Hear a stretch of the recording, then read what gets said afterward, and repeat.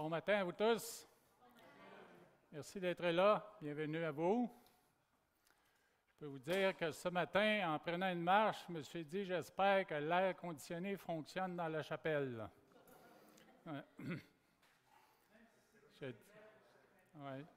Je disais à une sœur ce matin que, étant donné que la chaleur monte, mais j'allais m'asseoir ici sur le plancher pour enseigner. Alors, vous voyez ce matin un sujet qui est pertinent, qui était pertinent au temps de Jésus, au temps de l'Église primitive, et qui l'est encore beaucoup aujourd'hui. Ça concerne bien sûr ce qui est là dans nos poches. Non, pas le téléphone, le portefeuille. Je me rappelle quand j'ai commencé à travailler, même quand j'ai signé mon premier contrat professionnel. Mon portefeuille était plus épais. Quand les enfants sont arrivés, mon portefeuille est devenu beaucoup plus mince. Et puis aujourd'hui, c'est à peu près toujours la même chose, étant donné qu'on utilise des cartes beaucoup. Mais c'est quand même un sujet important pour la vie chrétienne. C'est pourquoi la parole de Dieu, elle est très fréquemment en train de parler du sujet de l'argent, des possessions matérielles et de tout ce qui nous entoure. Alors ce matin, nous allons regarder à la parole de Dieu, non seulement aux versets qui sont mentionnés à l'écran, dans 1 Timothée, puisque Paul adressait une situation dans les églises où il voyait non seulement chez des dirigeants, mais il voyait aussi chez des membres la préoccupation qui était énorme concernant l'argent. Les gens s'en préoccupaient beaucoup trop. Et puis, investissaient beaucoup de temps, d'énergie et même de l'argent pour faire de l'argent. Alors, c'est encore le cas aujourd'hui. Alors, il faut que nous regardions aux possessions financières et matérielles. Il faut que nous regardions et que nous ayons une perspective biblique de ce sujet dans nos vies afin de ne pas avoir une préoccupation maladive concernant les possessions financières et matérielles. Alors, regardons au texte tout de suite. Je vais commencer par le verset 5, celui que nous avons discuté il y a 2 semaines, puisqu'on parle à la toute fin, on commence à parler de sources de gain. Alors, je vais lire 5 ici, qui n'est pas affiché à l'écran. Les vaines discussions d'hommes corrompus d'entendement, privés de la vérité et croyant que la piété est une source de gain. Alors, vous voyez ici qu'il y a comme une distorsion de la considération des gains matériels ou des gains financiers. Et c'est un reproche qu'on fait à certains dirigeants dans l'Église. Mais au verset 6, on apporte une nouvelle dimension en disant que c'est en effet une grande source de gain que la piété avec le contentement. Alors, Paul ici invite à regarder à une nouvelle dimension de ce qui est un gain, mais c'est un gain qui n'est pas nécessairement financier ou matériel. Dans le verset 7, « Car nous n'avons rien apporté dans le monde et il est évident que nous n'en pouvons rien emporter. Si donc nous avons la nourriture et le vêtement, cela nous suffira. Mais ceux qui veulent s'enrichir tombent dans la tentation, dans le piège et dans beaucoup de désirs insensés et pernicieux qui plongent les hommes dans la ruine et la perdition. Car l'amour de l'argent est une racine de tous les maux.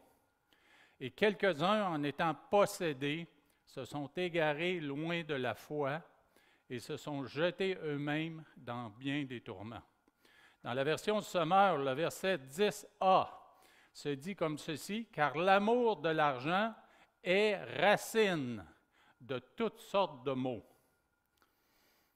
Alors, les versets 6 à 9 apportent une précision sur cette déclaration en 10a qui dit que l'amour de l'argent, c'est un sérieux problème dans la vie des gens qui s'y adonnent. Le contexte historique, comme je disais, c'était que Paul adresse des situations problématiques dans l'Église. En l'occurrence, dans l'Église d'Éphèse, où Timothée était pasteur. Des membres dirigeants ou non montrait des évidences de souffrir de ce problème, c'est-à-dire l'amour de l'argent. Depuis la chute, l'humanité lutte avec cette tentation et les péchés qui en dérivent. Il est évident que nous passons beaucoup de temps à penser à l'argent. On pense à la gagner, on pense à l'investir, on pense à la dépenser et on y pense de toutes sortes de façons différentes. La Bible, elle est riche en avertissements contre toute forme d'amour de l'argent. Alors, avant de continuer, permettez-moi un mot de prière. Oui, Éternel, c'est un sujet très, très important dans la parole, et puis on y trouve une richesse de versets qui nous enseignent à avoir une perception qui est saine et sainte de ces possessions financières et matérielles que tu peux placer dans nos vies.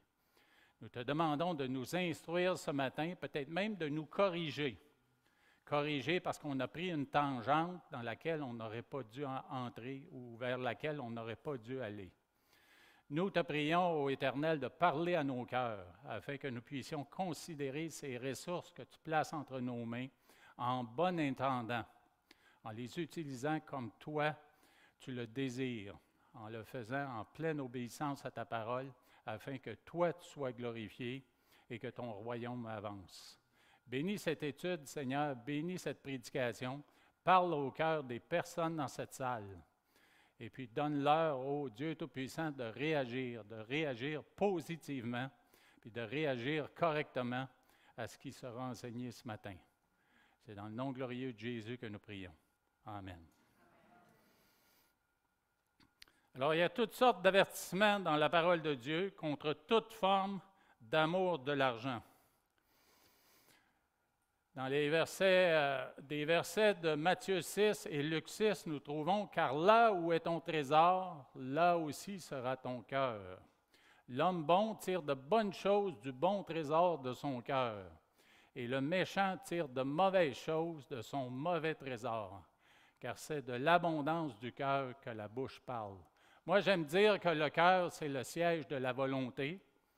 Bien sûr, ça peut sous-entendre aussi tout ce qui est dans notre être intérieur, c'est-à-dire l'intelligence, l'esprit, qui est l'intelligence et la sagesse, ou l'âme qui est le siège des émotions et des sentiments.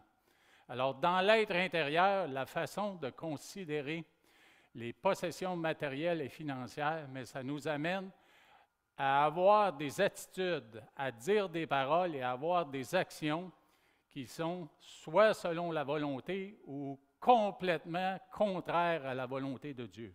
Alors, c'est pourquoi il est important d'avoir une bonne perspective de ce qu'est l'argent. Ce que fait un croyant avec son argent permet bien sûr d'évoluer sa maturité spirituelle.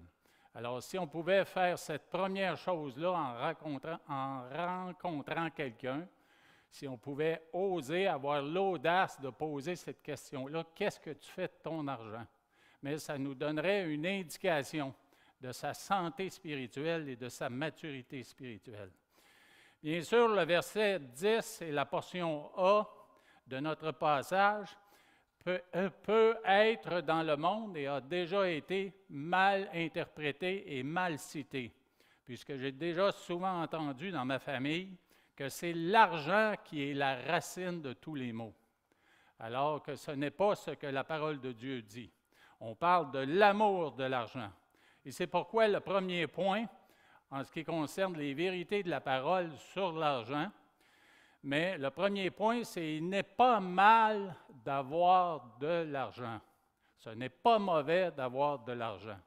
D'ailleurs, dans Proverbe 8, les versets 17 et suivants, on dit ceci, « J'aime ceux qui m'aiment et ceux qui me cherchent me trouvent. » Au verset 18, « Avec moi sont la richesse et la gloire, les biens durables et la justice.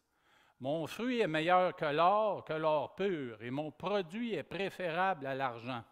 Je marche dans le chemin de la justice au milieu des sentiers de la droiture, pour donner des biens à ceux qui m'aiment et pour remplir leur trésor. » C'est certain que dans ces versets, il y a une dimension des richesses spirituelles, mais il y a aussi une dimension des richesses matérielles et physiques. Dans 1 Samuel 2,7, il est écrit « L'Éternel appauvrit et il enrichit. Il abaisse et il élève. » Et dans 1 Corinthiens 29,11, « À toi, Éternel, la grandeur, la force et la magnificence, l'éternité et la gloire, car tout ce qui est au ciel et sur la terre t'appartient. À toi, Éternel, le règne, car tu t'élèves souverainement au-dessus de tout. C'est de toi que viennent la richesse et la gloire. C'est toi qui domines sur tout. C'est dans ta main que sont la force et la puissance. C'est dans ta main qui a le pouvoir.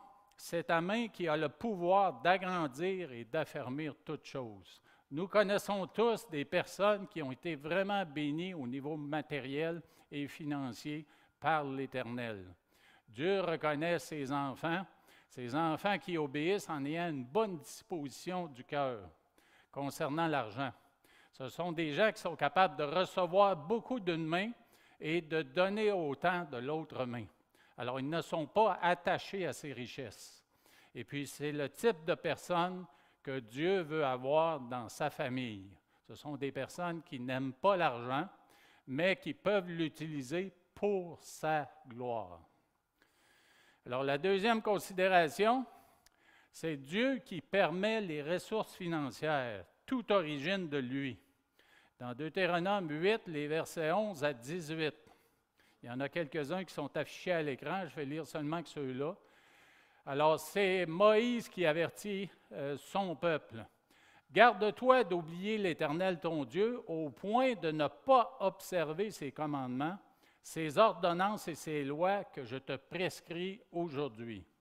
Lorsque tu mangeras et te rassasieras, lorsque tu bâtiras et habiteras de belles maisons, lorsque tu verras multiplier ton gros et ton menu bétail, s'augmenter ton argent et ton or, et s'accroître tout ce qui est à toi. » Dans le verset 17, « Garde-toi de dire en ton cœur, ma force et la puissance de ma main m'ont acquis ces richesses. » Alors, vous voyez ici ce qui est entendu par ces versets, c'est de reconnaître que tout ce que nous avons vient de l'Éternel. C'est lui qui donne. C'est lui qui pourvoit à nos besoins et c'est important de le reconnaître. Dans le verset 18, il est écrit « Souviens-toi de l'Éternel ton Dieu, car c'est lui qui te donnera de la force pour les acquérir, afin de confirmer, comme il l'a fait aujourd'hui, son alliance qu'il a jurée à tes pères. » Alors, c'est Dieu qui donne aussi la capacité d'acquérir des biens financiers et des biens matériels. C'est lui qui nous donne la force, c'est lui qui nous garde en santé et c'est lui qui ouvre les portes chez un employeur potentiel pour que nous puissions aller gagner un salaire afin de subvenir à nos propres besoins et aux besoins d'une famille telle que Dieu l'a entendu.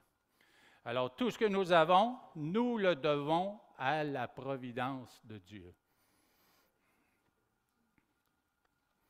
Alors, un autre point à considérer sur les possessions matérielles et financières, c'est que Dieu donne et Dieu reprend. Il ne faut pas s'accrocher à l'argent. Il ne faut pas fermer la main. Je me rappelle, j'ai déjà partagé ici une illustration de ce principe, alors que nous faisions une soirée, je vais mettre entre guillemets Halloween, mais c'était une soirée parce qu'on ne voulait pas qu'un vendredi soir d'Halloween, les enfants de l'Église de l'Est de Montréal se retrouvent dans les rues à aller chercher des friandises. Mais on a décidé de faire une soirée leçon d'objets jeunesse à l'Église. Et puis les enfants sont venus avec leur famille. Et puis j'avais préparé une leçon d'objets. Et puis j'ai demandé à quelques jeunes de venir à l'avant, puis on leur a demandé de placer les mains comme ça. Puis on a rempli leurs mains de friandises. Puis là, je leur ai dit, je veux vous en donner plus, mais comment est-ce que je peux vous en donner plus? Et puis, il y en a un dans ça qui a allumé à un moment donné, il s'est tourné vers la salle, il est allé voir ses copains dans la salle, puis il a donné ce qu'il y avait, puis il est revenu les mains vides. Alors, il avait compris le principe. Alors, devant Dieu, c'est la même chose. Nous devons être capables de recevoir de lui et en même temps de laisser aller. Alors, on voit ce principe-là dans Job 1, 21, qui dit « Je suis sorti nu du sein de ma mère, et nu je retournerai dans le sein de la terre. L'Éternel a donné, et l'Éternel a ôté. Que le nom de l'Éternel soit béni. » Et dans Matthieu 19, 27, Pierre, bien sûr, un des disciples, un des apôtres, il a pris la parole et il a dit, « Voici, nous avons tout quitté pour suivre Jésus. » Alors, c'est vraiment aussi l'attitude que nous devons avoir. Nous devons apprendre à quitter des choses auxquelles on est attaché si Dieu demande de les laisser pour le servir.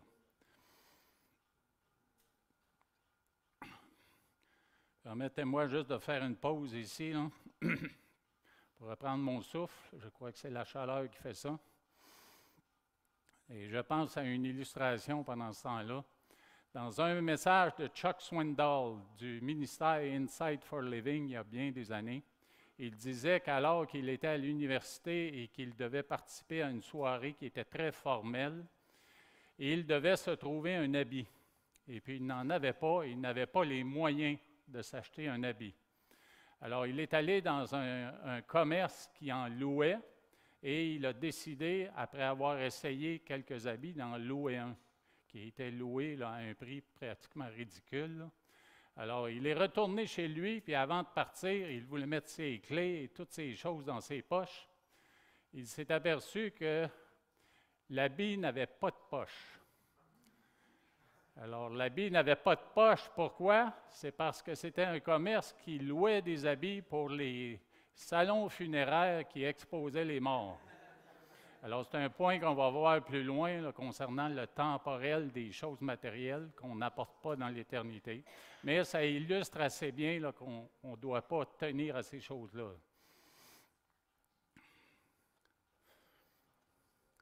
Alors, un autre point, c'est qu'un croyant fortuné ne devrait pas recevoir de traitement de faveur. Alors, ce n'est pas le fait d'avoir des moyens financiers plus que d'autres, mais ça ne devrait pas nous amener à chercher à avoir un traitement de faveur. Puis même nous, à donner un traitement de faveur pour quelqu'un qui serait plus fortuné. Et on retrouve ce principe dans Jacques, les premiers versets, du verset 2. « Mes frères, que votre foi en notre glorieux Seigneur Jésus-Christ soit exempte de toute acception de personne. Supposez en effet qu'il entre dans votre assemblée un homme avec un anneau d'or et un habit magnifique qui a des poches, et qu'il y entre aussi un pauvre misérablement vêtu. Si tournant vos regards vers celui qui porte l'habit magnifique, vous lui dites, « Toi, assis-toi ici à cette place d'honneur. » Et si vous dites au pauvre, « Toi, tiens-toi là debout, et bien, ou bien, assieds-toi au-dessous de mon marchepied. » Ne faites-vous pas en vous-même une distinction, et ne jugez-vous pas sous l'inspiration de pensées mauvaises. Alors, vous voyez que dans la considération, étant donné que c'est Dieu qui donne et qui choisit à qui donner, mais on ne devrait pas favoriser des personnes qui auraient plus de moyens financiers que d'autres. Une autre considération, c'est que nous ne devons pas nous enorgueillir de l'argent que nous avons. En 1 Timothée 6, 17, le chapitre que nous regardons un peu plus loin, on dit ceci, « Recommande aux riches du présent siècle de ne pas être orgueilleux et de ne pas mettre leur espérance dans des richesses incertaines, mais de la mettre en Dieu, qui nous donne avec abondance toutes choses pour que nous en jouissions. » Et l'argent ne doit pas être notre sécurité. Celui qui se confie dans ses richesses tombera, mais les justes verdiront comme le feuillage. Concernant le premier point, là, je vais vous le partager parce que c'est sur mon cœur depuis mercredi. Concernant s'enorgueillir, quand j'invite des gens à la maison, et même j'en parle à Stéphane qui demeure dans notre bachelor, viens voir mon jardin, comment il est beau. Et puis ça a poussé cette année au niveau des concombres et des tomates, surtout les tomates l'année passée, c'était pauvre, mais cette année c'est vraiment beau, c'est vraiment grand. Avec des oignons par-dessus ça, des piments, et ça pousse, et c'est merveilleux. Alors, je n'arrêtais pas de me vanter auprès de ma famille, auprès de Stéphane et auprès de tous ceux qui voulaient l'entendre, à quel point mon jardin était merveilleux. Et puis mercredi, j'ai découvert en plein centre de mon jardin, puis ça ne peut pas être plus en plein centre que ça. J'ai découvert qu'entre mes pousses d'oignons, il y avait comme un couvercle de feuilles séchées et de poils. Je suis allé au milieu, j'ai levé ça, puis j'ai découvert là, un nid de lapins dans lequel il y en avait au moins 6, 7 ou 8 là, que je pouvais voir, en plein centre de mon jardin. J'ai partagé ça avec ma sœur tantôt, puis elle a dit « Oui, en plein milieu du buffet. » Alors, s'attacher à ces choses-là, là, on ne peut vraiment pas, parce que Dieu peut nous surprendre de la façon qu'il va amener. Il va amener, je dirais, on connaît l'expression comme un chien dans un jeu de quilles. Pardon? Ah, ils sont encore là parce que mon épouse me réprimande quand je zappe une mouche dans la maison. Alors, imaginez des lapins. Ouais. Alors, on ne doit pas s'enorgueillir de nos possessions parce que du jour au lendemain, ça peut disparaître comme ça. Alors, point suivant, nous ne devons pas rechercher les richesses. Dans Matthieu 6,33, bien sûr, nous sommes invités à rechercher autre chose, quelque chose qui est plus permanent, qui est plus glorieux. C'est le royaume et la justice de Dieu. Et toutes ces choses vous seront données par-dessus. Point numéro 7, nous devons utiliser l'argent pour l'avancement du royaume. Dans Luc 16,9, « Et moi, je vous dis, faites-vous des amis avec les richesses injustes, c'est-à-dire ce que la terre nous permet d'avoir, ce que Dieu nous permet d'avoir, des richesses que les gens recherchent plus sur la terre. Parce que c'est arrivé, il y a beaucoup de témoignages de missions ou d'organismes chrétiens qui ont reçu des possessions dont se débarrassait le monde. Et puis qu'ils ont reçu ça à des prix dérisoires pour pouvoir les utiliser pour fonder des organismes qui ont aidé des gens et qui ont fait avancer le royaume de Dieu par les témoignages et par les missions ou les bénédictions que ces gens-là pouvaient apporter auprès des gens qui ne connaissaient pas le Seigneur. Alors, pour qu'ils vous reçoivent dans les tabernacles éternels quand elles viendront à vous manquer. Alors, ces amis-là, ce sont les gens qui sont convertis, ce sont des gens qui découvrent Jésus au travers de ses ministères et qui en arrivent à la connaissance du Seigneur. Le point suivant, c'est « Nous ne devrions pas l'amasser égoïstement ».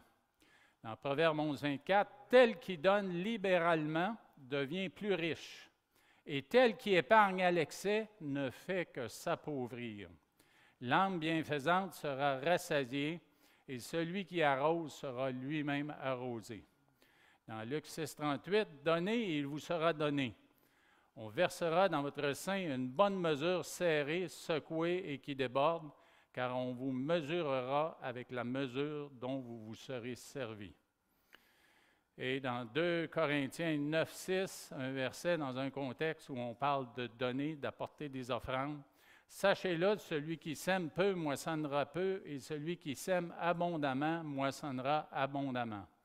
Que chacun donne comme il l'a résolu en son cœur, sans tristesse ni contrainte, car Dieu aime celui qui donne avec joie. » Et là, je répète ce que j'ai déjà mentionné dans le passé. Nous devons avoir, concernant les richesses, nous devons avoir la perspective d'un boxeur. Il vaut mieux donner que de recevoir. Alors, nous en arrivons à nos versets proprement dits du passage qu'on étudie après avoir regardé à ces perspectives que Dieu veut que nous ayons concernant l'argent. Et à ce sujet de la cupidité. Cupidité, bien sûr, c'est un mot qui fait référence à cette recherche, cet amour-là, cette recherche de toujours en avoir plus, de toujours en chercher plus, par tous les moyens. Alors on dit, car l'amour de l'argent est une racine de tous les maux, et quelques-uns, en étant possédés, se sont égarés loin de la foi et se sont jetés eux-mêmes dans bien des tourments. Il y a des signes évidents de la cupidité. vais en envoyer quelques-uns à l'écran. L'argent est la préoccupation principale. Et il y a une insatisfaction continuelle, c'est-à-dire une absence de contentement. On n'en a jamais assez. Dans le Proverbe 35, il est écrit « La sangsue a 2 filles, donne.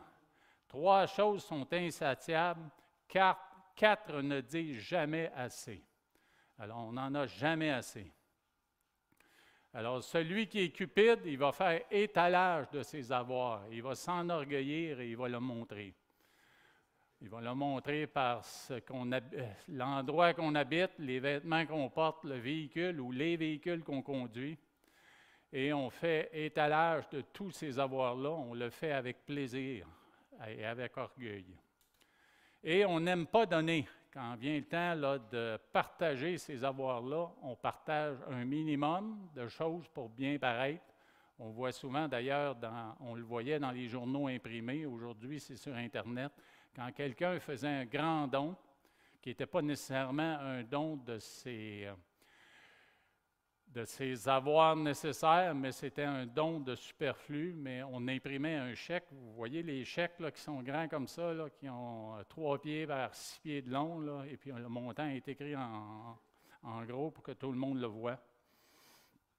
Et bien sûr, on pêche pour obtenir plus d'argent. Vous savez qu'il y a des péchés incroyables qui ont été commis par des gens qui désiraient avoir plus d'argent. Et bien sûr, ça peut être aussi léger, quoique il n'y a aucun péché qui est léger, mais moins grave qu'un mensonge, aller jusqu'au meurtre. Mensonge, fraude, corruption de toutes sortes et même un meurtre. Alors, il est possible pour nous de faire, bien sûr, à la lumière de ce qui a été dit déjà, là, il est possible pour chacun de nous de faire une évaluation de notre propre vie en ce qui concerne les possessions matérielles et l'amour qu'on a de l'argent et des possessions matérielles. Alors, quelques questions qu'on pourrait se poser, je vous les lis rapidement. Est-ce qu'on passe plus de temps à réfléchir à comment faire pour obtenir plus d'argent ou à comment faire un meilleur travail? Si vous êtes chez un employeur, est-ce que dans votre tête, c'est l'idée de faire plus d'argent qui vous amène à réfléchir ou c'est l'idée de faire un meilleur travail? Recherchez-vous toujours plus d'argent ou trouvez-vous le contentement dans ce que vous avez? Aimez-vous montrer que vous avez de l'argent? Résistez-vous à donner votre argent quand Dieu demande? Et finalement, péchez-vous pour obtenir encore plus d'argent. Je sais que c'est des items qui reviennent, là, mais c'est important de le savoir pour ne pas tomber dans ce piège-là. Alors, Paul voulait contredire la notion erronée que la piété est une source de gain matériel et financier. C'est pour ça là, qu'il place dans 2 versets séparés la notion de gens qui dirigeaient, qui pensaient que la piété, ça pouvait être une source de gain financier. Et puis, il revient avec le fait que la piété, c'est une grande source de gain en autant que le contentement y soit associé. Alors, il y a 3 aspects trompeurs de la cupidité. Le premier, c'est que la cupidité empêche de discerner et connaître le véritable gain. Et puis, dans le verset 6, bien sûr, c'est ce que je viens de vous dire, ce que je viens de vous citer, c'est en effet une grande source de gain que la piété avec le contentement. Il est possible, grâce à la recherche d'une relation encore plus profonde avec Dieu, d'être plus semblable à Christ dans notre vie, mais avec le contentement, il est possible de trouver une grande satisfaction intérieure, ce qui est notre gain spirituel. Et quelques versets qui parlent justement de ce thème, dans 2 Corinthiens 3,5, ce n'est pas à dire que nous soyons par nous-mêmes capables de concevoir quelque chose comme venant de nous-mêmes. Notre capacité, au contraire, vient de Dieu. Un des éléments dont on a parlé qui nous amène vraiment à avoir une bonne perspective de ce que nous avons en main comme ressources, c'est que ça vient de Dieu. Ça nous aide dans notre gratitude. Dans 2 Corinthiens 9,8, « Et Dieu peut nous combler de toutes sortes de grâces, afin que, possédant toujours en toutes choses de quoi satisfaire à tous vos besoins, vous ayez encore en abondance pour toute bonne œuvre. Et dans le verset 11 de Philippiens 4, je n'ai pas écrit le livre, là, mais c'est Philippiens 4, le verset 11, il est écrit « Ce n'est pas en vue de mes besoins que je dis cela, car j'ai appris à être content de l'état où je me trouve. » Alors, c'est Paul qui admet que la situation dans laquelle il est, qu'elle soit un temps d'abondance ou un temps de disette, mais il se trouvait content de servir Dieu. Alors, il dit au verset 12, « Je sais vivre dans l'humiliation et je sais vivre dans l'abondance. En tout et partout, j'ai appris à être rassasié et à avoir faim, à être dans l'abondance et à être dans la disette. Je puis tout par celui qui me fortifie. » Et au verset 19, bien sûr, un verset qu'on connaît bien, « Et mon Dieu pourvoira à tous vos besoins, selon sa richesse avec gloire en Jésus-Christ. » Alors, juste pour élaborer un peu plus là, sur ce fait qu'il est possible d'avoir un véritable gain, mais je peux dire que la vraie richesse ne dépend pas de ce que nous avons. Elle dépend du contentement devant ce que nous avons. La personne qui est riche est la personne qui n'a besoin de rien d'autre. La personne qui est riche est la personne qui n'a besoin de rien d'autre. Épicure a écrit « Le secret du contentement, ce n'est pas d'ajouter aux richesses de quelqu'un, c'est plutôt de soustraire de ses désirs. » Ce n'est pas ajouter aux richesses de quelqu'un, mais c'est d'enlever aux désirs de quelqu'un. Et dans Proverbe 38, « Éloigne de moi la fausseté et la parole mensongère. Ne me donne ni pauvreté, ni richesse.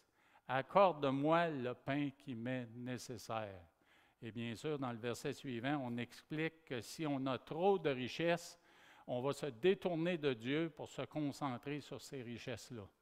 Et puis, si on a moins que rien, mais cette pauvreté-là peut peut-être nous amener là, à pécher pour obtenir ce dont nous avons besoin.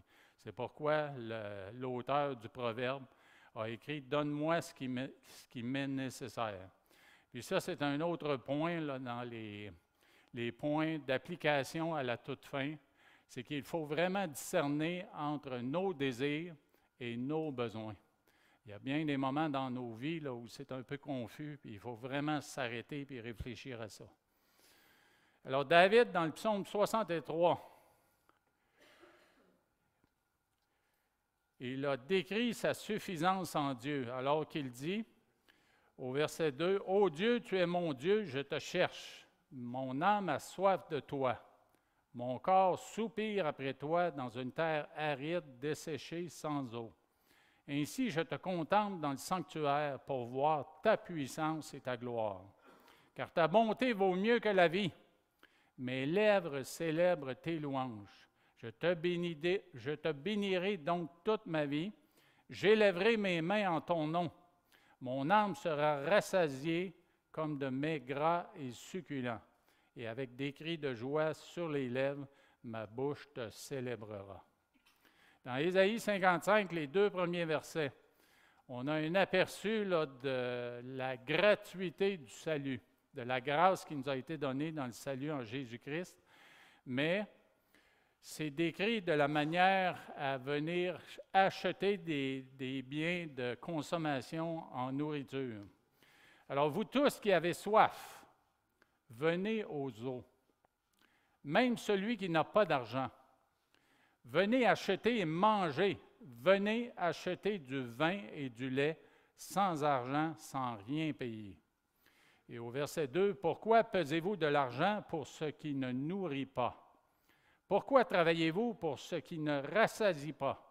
Écoutez-moi donc, et vous mangerez ce qui est bon, et votre âme se délectera de mets succulents. » Alors, une dimension de nos vies là, où on doit vraiment chercher le Seigneur, puis c'est là que nous allons trouver une grande satisfaction, un grand contentement, plutôt que de regarder aux possessions matérielles que le monde pourrait nous offrir.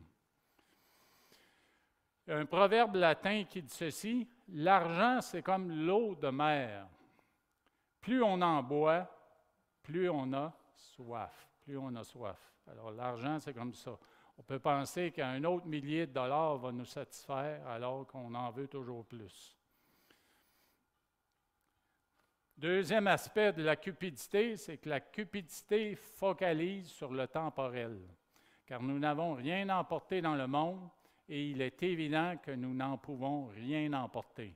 Et je reviens encore avec Job 1,21, qui lui a reconnu, après avoir perdu toutes ses possessions matérielles, qu'il était né nu, il est sorti nu du sein de sa mère, et puis il va retourner nu. L'Éternel, il dit après ça, « L'Éternel a donné et l'Éternel a ôté, que le nom de l'Éternel soit béni. » Dans le Proverbe 27-24, « Car la richesse ne dure pas toujours, ni une couronne éternellement. » Et bien sûr, dans Matthieu 6-19, « Ne vous amassez pas des trésors sur la terre où la teigne et la rouille détruisent et où les voleurs percent et dérobent.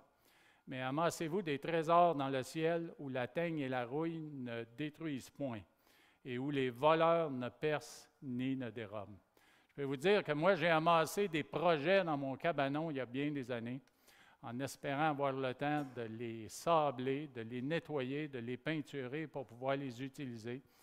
Et puis aujourd'hui, je les regarde, là, puis l'épaisseur de rouille, là, c'est vraiment, ça me décourage. Alors, c'est probablement des projets que je ne reprendrai pas. Alors, on a tous à la maison, dans nos greniers, dans nos sous-sols, dans nos cabanons, on a de ces choses semblables qu'on veut garder, qu'on veut posséder, mais éventuellement, la rouille et la teigne vont les détruire à un point tel que c'est fini, on ne peut pas les utiliser. Dans Marc 8,36, vous voyez à la fin de la diapositive, « Que sert-il à un homme de gagner tout le monde s'il perd son âme? »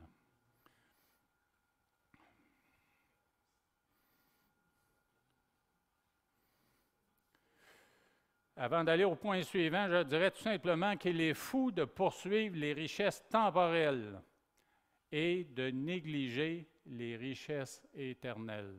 Alors, considérons nos vies. Combien de temps est-ce que je passe à considérer les richesses éternelles versus les richesses temporelles? Et le point suivant, c'est que la cupidité complique la vie. Si donc nous avons la nourriture et le vêtement, cela nous suffira au verset 8.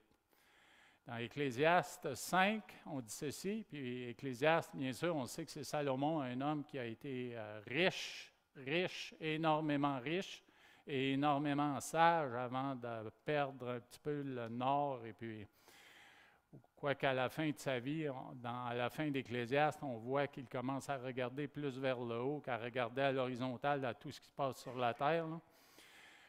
On dit ceci au verset 9, « Celui qui aime l'argent n'est pas rassasié par l'argent, et celui qui aime les richesses n'en profite pas. » C'est encore là une vanité. Quand le bien abonde, ceux qui le mangent abondent, et quel avantage en revient-il à son possesseur, sinon qu'il le voit de ses yeux? Le sommeil du travailleur est doux, qu'il ait peu ou beaucoup à manger, mais le rassasiement du riche ne le laisse pas dormir. Il est un mal grave que j'ai vu sous le soleil, des richesses conservées pour son malheur, par celui qui les possède. Et bien sûr, dans Matthieu 6, 24, nul ne peut servir 2 maîtres. Car ou il haïra l'un et aimera l'autre, ou il s'attachera à l'un et méprisera l'autre. Vous ne pouvez servir Dieu et Mammon. Alors, servir Dieu et en même temps servir ce besoin ou cette soif d'argent-là, là, je peux vous dire que c'est d'une complexité là, selon la parole de Dieu puis selon bien des témoignages. Et je pense à un témoignage que j'ai lu en une phrase là, cette semaine, alors que je lisais sur ce sujet. C'est le témoignage d'Henry Ford. Vous savez qu'Henry Ford, là, il a fait beaucoup d'argent dans l'industrie automobile aux États-Unis. Puis à la fin de sa vie, alors qu'il avait tous ces millions-là en sa possession, tout cet héritage-là à donner, mais il a reconnu qu'il était plus heureux quand il a commencé sa carrière en tant que mécanicien. Il était plus heureux mécanicien. Alors, il y a des effets aussi de la cupidité, c'est qu'elle rend captif du péché. dans le verset 9a de notre passage, « Mais ceux qui veulent s'enrichir tombent dans la tentation, dans le piège. » Puis le temps du verbe suggère une action qui est continue, qui est répétée. Ce n'est plus une réaction émotionnelle. Vous savez, il y a des tentations qui nous viennent rapidement, puis on n'a pas trop le temps d'y réfléchir, puis on tombe dans le piège. Mais la cupidité, c'est quelque chose qui est là, qui est continu, puis qui est entretenu par elle-même. Et puis, c'est vraiment un piège qui est pernicieux, et il faut l'éviter à tout prix, parce que c'est intentionnel et volontaire. Alors, Moïse avait prévenu les Israélites en Deutéronome 7, 25, « Vous brûlerez au feu les images taillées de leurs dieux.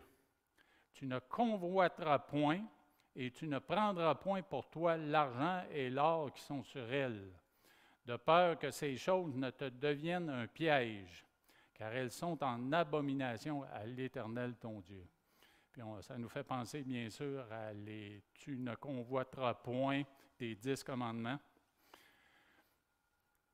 Et l'effet numéro 2 dans la deuxième portion du verset 9, « Mais ceux, ou plutôt, et dans beaucoup de désirs insensés et pernicieux. » Ce sont des mauvais désirs, c'est irrationnel et c'est illogique. Et vous voyez dans Jacques 4, les versets 1 et 2 qui sont listés à l'écran, « D'où viennent les luttes intérieures? D'où viennent les querelles parmi vous? N'est-ce pas de vos passions qui combattent dans vos membres? Vous convoitez et vous ne possédez pas. Vous êtes meurtriers et envieux, et vous ne pouvez pas obtenir. Vous avez des querelles et des luttes, et vous ne possédez pas parce que vous ne demandez pas. » Alors, vous voyez que le comportement charnel, naturel de l'homme, de la femme, même des enfants, ça commence tôt, hein, quand on regarde les jeunes enfants avec les jouets qu'on leur donne, là. Ils désirent en avoir le plus possible dans leurs bras. Puis, il y a quelques semaines, je suis allé garder, puis je n'avais pas l'habitude de le faire, nos 2 petites filles à la plaine. Puis la plus vieille avait ses jouets là, de Paw Patrol. Paw Patrol, c'est les chiens là, de la patrouille. Comment est-ce qu'on l'appelle en français? La patte patrouille. Elle avait tous ses jouets là, bien rangés sur la table. Mais moi, je ne gardais pas la plus vieille, je gardais la plus jeune. Puis Cynthia était partie avec la plus vieille. Alors moi, je me suis assis à table, puis j'ai donné quelques petites choses à manger à la plus jeune. Et puis là, j'ai vu les jouets sur la table, puis je me suis dit, elle va sûrement aimer ça, jouer avec. Alors j'ai commencé à mettre ça sur sa table, puis elle était tranquille, puis elle appréciait, puis elle jouait avec ça, là. Puis quand Cynthia est revenue avec Laurie, je lui ai dit à Cynthia, j'ai mis ça sur sa table pour qu'elle joue avec. Elle dit, il ne faut pas t'en parler à l'autre, là. Il ne faut pas t'en parler à l'autre. Parce que ça aurait dérangé l'autre, là. Mais c'est là que j'ai réalisé pourquoi ça l'intéressait énormément. C'est parce que la plus vieille ne lui permettait pas de toucher à ces jouets-là. Alors, ça commence jeune, 2, 3, 4 ans, là, puis déjà, c'est bien installé. Alors, c'est encore plus grand quand on parle d'auto, puis qu'on parle de millions, puis qu'on parle de toutes ces choses-là. Alors, c'est des mauvais désirs qui sont irrationnels, qui sont pernicieux, qui sont illogiques. Et, bien sûr, ça amène des comportements là, qui sont pratiquement animaux. Quand on pense aux animaux qui ont trouvé une carcasse, là, puis qui se battent pour la carcasse, là, mais ça peut aller jusque-là. Alors, c'est dans les membres. Souvent, quand on fait du counseling biblique ou autre avec des personnes, puis qu'on parle de leur vie, là, on voit qu'ils sont attachés à ces choses-là, puis le fait de les en libérer, là, ça tient vraiment d'un miracle souvent. Alors, le troisième effet qui est pernicieux de la cupidité, c'est qu'elle mène au jugement éternel. Et c'est dans la dernière portion du verset qui dit qu'il plonge les hommes dans la ruine et la perdition. Perdition, on signale bien sûr une ruine qui est éternelle, la ruine de l'âme. Dans Romains 9, 22, il est écrit « Et que dire si Dieu, voulant montrer sa colère et faire connaître sa puissance, il a supporté avec une grande patience des vases de colère formés pour la perdition. » Perdition, bien sûr, comme c'est écrit, là, c'est concernant la ruine éternelle. Puis à ma grande surprise, alors que je considérais cette semaine ces versets, J'étais dans mes lectures quotidiennes d'Apocalypse et dans le chapitre 18, on parle de Babylone qui est jugée, mais elle est jugée pourquoi? Elle est jugée pour sa convoitise et sa luxure. Dans les versets 7 et 8, seulement que 2 versets, parce qu'on en parle dans plusieurs versets, mais vous voyez à l'écran, autant elle s'est glorifiée et plongée dans le luxe, autant donné-lui de tourments et de deuil, parce qu'elle dit en son cœur, je suis assise en reine, je ne suis point veuve et je ne verrai point de deuil. Alors, arrogance, recherche de luxe, recherche de possession matérielle. Verset 8, à cause de cela, en un même jour, ces fléaux arriveront, la mort, le deuil et la famine, et elle sera consumée par le feu, car il est puissant, le Seigneur Dieu, qui l'a jugé. Alors, j'ai été étonné de voir dans ce chapitre 18 de l'Apocalypse que ce qui revient là, souvent concernant le jugement de Babylone, c'est la luxure, c'est la richesse et la luxure. Alors, je vais terminer avec quelques exhortations tirées de toute cette étude sur la cupidité. Alors, exhortation pour nous tous.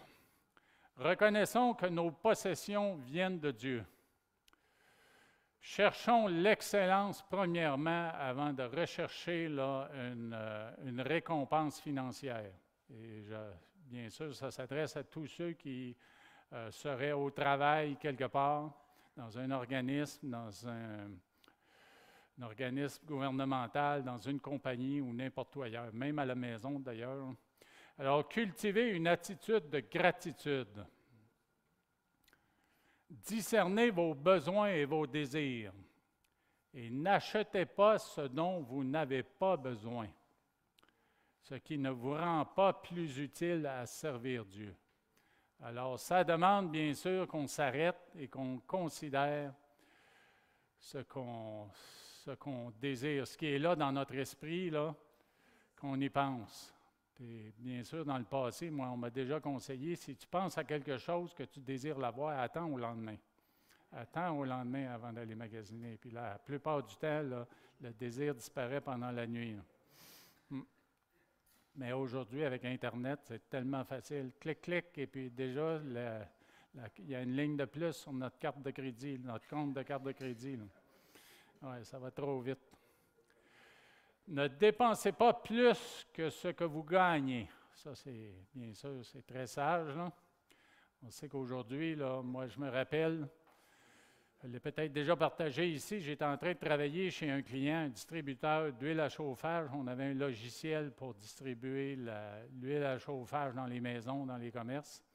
Je travaillais à Montréal-Nord et puis à la fin de l'après-midi, je suis en train de travailler à finir de coder certaines lignes de programme. Et puis devant moi, parce que c'est un bureau ouvert, il y a 3 secrétaires qui sont là et qui se préparent à sortir le soir.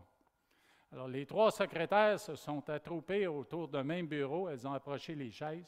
Elles ont sorti leurs sacoches et leurs portefeuilles. Puis elles ont commencé à mettre sur la table les cartes de crédit. J'ai entendu dire, là, sur celle-ci, il me reste peut-être 100 piastres. Sur celle-là, je pense que ma balance me permet de dépenser 50 piastres. C'était une conversation qui allait dans ce sens-là. Là. Alors aujourd'hui, les gens sont endettés parce que ce principe-là de ne pas dépenser plus que ce qu'on gagne, mais n'est vraiment pas appliqué dans le monde. C'est trop facile d'acheter à crédit et puis les gens finissent par en payer un grand prix. Là. Épargner ce qui reste, de l'épargne, de mettre de côté, surtout qu'aujourd'hui, il y a des dépenses qui sont énormes. Quand je pense à des véhicules automobiles, seulement que pour remplacer 4 nœuds, là, ça peut aller facilement là, entre 500 et 1000 $.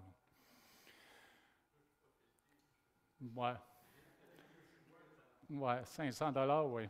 Je parle des petits pneus, une petite auto, une toute petite auto. Une grosse auto, c'est sûr que ça va coûter plus cher. Ouais. Et puis, le point numéro 8, c'est bien sûr donner au Seigneur de manière sacrificielle. Soyons alertes, soyons à l'écoute de ce que Dieu demande, des opportunités qu'il place devant nous. Parce que l'investissement dans le royaume de Dieu, c'est un investissement qui est éternel.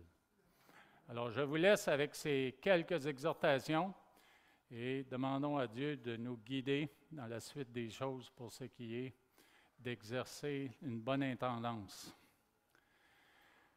Oui, éternel, c'est vraiment un point important puisqu'il y a tellement de versets dans la parole qui parlent d'être de bons intendants, de bien utiliser les ressources que tu places dans nos vies. Nous te remercions pour la sagesse que tu nous donnes. Merci pour ces instructions de ta parole. Merci même pour ton esprit qui murmure à nos cœurs, qui murmure à nos esprits et qui même nous réprimande quand nous avons pris une mauvaise décision. Mais dans ta grâce, tu permets que ce soit rapidement ou lentement, tu nous permets de récupérer. Alors merci parce que tu es un Dieu qui nous partage ta sagesse. Tu es un Dieu de richesse, tu es un Dieu qui possède le monde entier. Et puis, tu n'hésites pas à nous partager de ces richesses afin que nous puissions les investir dans ton royaume, tout autour de nous, que ce soit dans nos familles, dans l'Église ou ailleurs dans le monde. Mais tu nous ouvres des portes pour que nous puissions passer ces bénédictions à des gens qui en ont grandement besoin. Je te prie, Seigneur, de pourvoir à ceux qui seraient ici dans la salle, qui ont un besoin urgent et qui ne voient pas comment s'en sortir. On prie au Éternel que tu ouvres les écluses des cieux pour leur donner et leur montrer ta gloire, leur montrer ton amour et ta miséricorde. Mais donne-nous aussi en même temps la sagesse de bien utiliser ce que tu amènes dans nos vies comme richesse matérielle ou financière.